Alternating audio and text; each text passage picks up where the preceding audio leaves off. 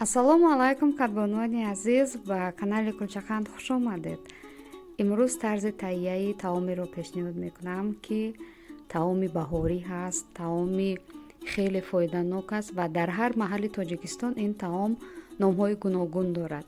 Дар водии Қаротигин инро кашк меноманд, дар Кӯлоб, Хатлон онро дангича меноманд, дар Бадахшон боч, гандумбочак меноманд ва ҳамаи ин номҳои дуруст ҳастанд ва дар бораи таърихи пайдоишаш ман дар рафти кор боз хоҳам гуфт. хуб, ба мо як зарфи калону кушод дар кор аст. Дар он 5 литр об ман гирифтаам ва баъдан ҳамин пӯчаки говро, ки шуста тоза карда шудааст, ба об меандозем ва дар оташи миёна мегузорем, ки биҷӯшад. баъди оне ки пурра ба ҷӯш даромад, кафки рӯяшро мегирем ва хуб тоза мекунем, вале равғанашро эҳтиёт карда намегирем, танҳо кафки рӯяшро мегирем.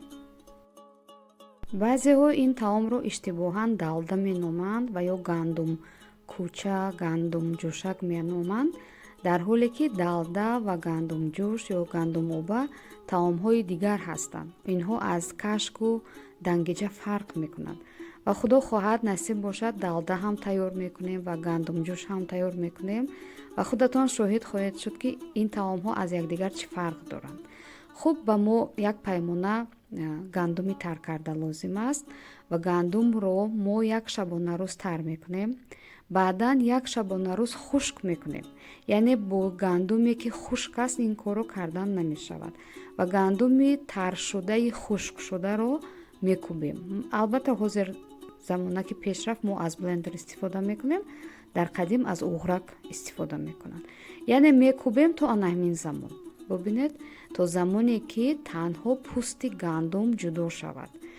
Кубиданашам ба ҳамин хотир аст ва ана ҳамин ҳолате ки дар навор мебинед, ба ана ҳамин ҳолат аст. Яъне гандум саҳат ҳаст, вале танҳо пӯсташ канда шудааст. мо кубидани мо ҳам бояд то ҳамин андоза бошад ва вақте ки агар мо гандумро кубида ва пӯсташро нагирифта ба дег андозем, он вақт якумаш гандум хуб намепазад, дуюмаш ин ки кашк намешавад, шавла мешавад, ғафс мешавад ва он қадар сифаташ хуб намеояд. барои ҳамин гандумро ба ҳамин андозае ки мебинед мекубем ва акнун ҳозир бо усули қадима гандумро бод медиҳем. яъне ана ҳамин гарде ки аз гандум, пӯсте ки аз гандум ҷудо мешавад, онро бод медиҳем то ки тамоми ана ҳамин гардаш ба бод равад ва гандуми тозаву холис монад ва танҳо ана ҳамин гандуми тозаву холисро ба дег андохтан мумкин аст. барои ин мо аз ана ҳамин гандум каме ба табақи чӯбин мегирем ва оста оҳиста онро бод медиҳем. албатта ин корро дар ҳавои кушод дар кӯча мекунанд, вале имрӯз ки борон ба шиддат меборид, мо ин корро дар назди дар хона дар назди об кардем. албатта ин зуд ҳама ҷо ифлос мешавад, вале гард ки ҳаст боз тоза карда мегирем. барои ҳамин агар ҳавои шумо ҳавои офтобӣ бошад, ин корро дар кӯча дар берун кунед беҳтар аст ва ҳамаи ҳамин гардро мо тоза карда мегирем ва то гандуми холису покаш бимонад ва танҳо ҳамин гандуми тозаро ба дег меандозем.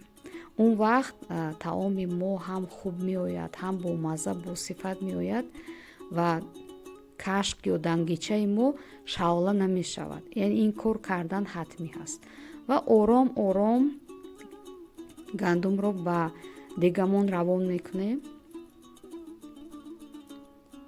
рӯй мегирем то ки ягон гарди гандум ба дохили дег наравад. ва барои чӣ ин таомро маҳз дар баҳор тайёр мекунанд? барои он ки чӣ хеле ки дидед, мо аввал анамон почаки говро андохтем ва медонед ки он саршор аз калтсий аст ва гандуму лӯбиву нахӯд ҳам чӣ қадар аз витаминҳо ва минералҳо бой ҳастанд. дар оғози баҳор замони вазнин ҳаст, барое ки бадани мо баъди зимистон хаста шудааст. аз ҷониби дигар то меваи нав ё ҳосили нав ҳоло вақти зиёд ҳаст, 2-3 моҳ ҳаст. ва анамин миёнае ки ҳам захираи зимистонӣ тамом шудааст ва ҳоло то ҳосили нав дур ҳаст. анамин аҷдодони гузаштаи мо анамин гуна таомҳо тайёр мекарданд барои тақвият додани бадан.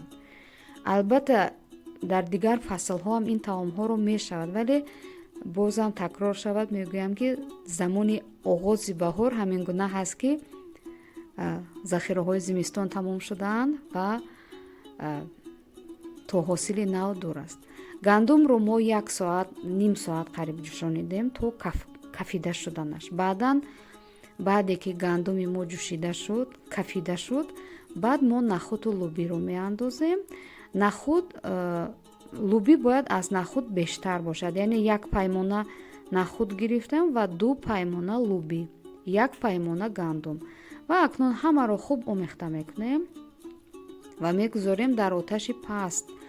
сарпӯши дегро нимпӯш мекунем ва паст мемонем ки хуб биҷӯшад тақрибан 4-5 соат. ва акнун як чизи муҳимро ҳам мехоҳам қайд кунам ки тарзи дигари пухтани кашк ё дангича ҳам ҳаст. вақте ки анамин маҳсулоташро тар намекунем, яъне гандуму чизҳоро тар намекунем, дар ин ҳолат шаб мепазанд ва шабона мепазанд то субҳ мепазад.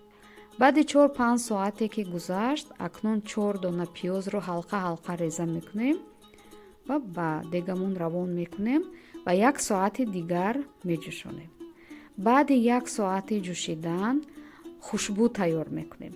барои хушбӯ 1 дона пиёз, каме мурчи сурху сиёҳ. ин вобаста ба хоҳиш аст. шумо метавонед аз дигар алафҳо ҳам истифода кунед. асосан эшим меандозанд. эшим ҳам барои иммунитетро баланд кардан бисёр фоида дорад. вале ин коре ки мо мекунем, ин хушбӯ ном дорад. чунки анамон пои говро вақте ки меҷӯшонем, як бӯи дорад ки на ба ҳар кас маъқул аст. барои ҳамин аз анамин хушбӯ истифода мекунем ва вақте ки онро ба таом меандозем, таоми мо воқеан як бӯи хеле хуш мекунад. вале бозам такрор мекунам, ин вобаста ба хоҳиши худатон аст. ва вақте ки хушбӯро меандозем, ҳамагӣ як 5 дақиқаи дигар меҷӯшонем ва аз кабутӣ танҳо шибит, агар шибити кӯҳӣ дошта бошед боз беҳтар. шибитро ҳам танҳо думчаашро майда карда меандозем, хуб омехта мекунем, 5 дақиқаи дигар меҷӯшад, намак меандозем ва 2-3 қошуқ, тақрибан 2-3 қошуқ равғани растанӣ. хуб каме меҷӯшад ва хуб ғизои фоиданоку баҳории мо омода аст. ва чуноне ки мебинед ғизои мо хушранг ҳаст, на обаш ғафс, на тунук, ҳама донаҳо хуб пухта шуданд. умедворам ки ин дастур писандатон омад. мо ин наворро бо модарам таҳия кардем. дар вақти навор ба ман модарам кӯмак карданд, мо якҷо пухтем ва хуб худатон бубинед натиҷаи кори моро. умедворам ки ин дастур писандатон омад. ҳатман омода кунед, чун таоми баҳориву ба таоми серғизову фоиданок аст. ва канали кулчақандро дастгирӣ кунед то видеои дигар, дастури таомҳои дигар. худованд нигаҳбони мо шумо. умедворам ки писандатон омад. ташаккур барои дастгириҳоятон.